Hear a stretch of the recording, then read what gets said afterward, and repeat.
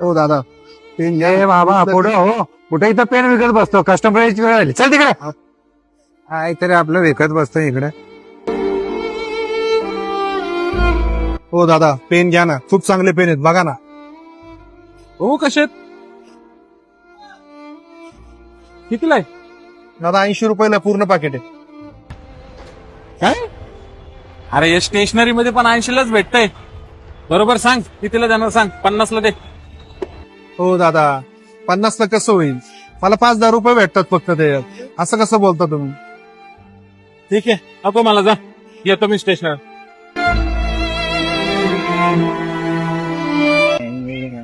हो दादा पेन घ्या ना, खूप चांगले पेन आहेत. नको आता. बघा तर एकदा, नुसतं बघा तर. अरे नको खूप दादा, चांगले पेन आहेत, छान तुला पेन आहेत. सांगितलेलं कळतं का बाबा? नको म्हणलं ना तुला. हो, पण बघा तर चांगले पेन आहेत. अरे बाबा, मी तर काय साधे सुधे पेन वापरणार वाटलो का? 200-300चे पेन वापरतो मी. असे रोडवरचे पेन नाही वापरत मी.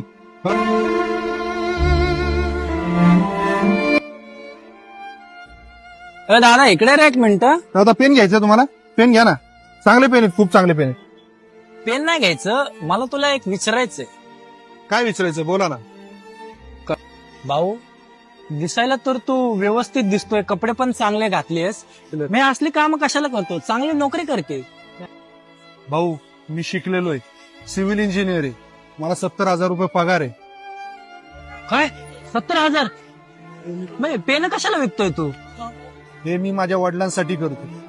आयुष्यभर वडिलांनी मला रस्त्यावर पेनं विकून उच्च शिक्षित केलं, इंजिनियर बनवलं. आणि एके दिवशी रागामध्ये मी त्यांना म्हणलो, तुम्ही आमच्यासाठी केलंयच काय? त्यावेळेस आई मला म्हणाली, त्यांनी जे केलंय ना ते तू एक दिवस रस्त्यावर करून बघ, मग तुला कळेल की त्यांनी तुझ्यासाठी काय केलं. बरोबर आहे मित्रा.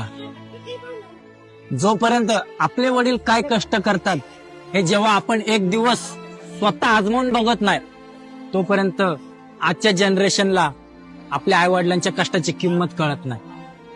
आणि तुला याची जाणीव झाली ही खूप मोठी गोष्ट आहे. मला आज कळतंय वडिलांनी काय केलं माझ्यासाठी.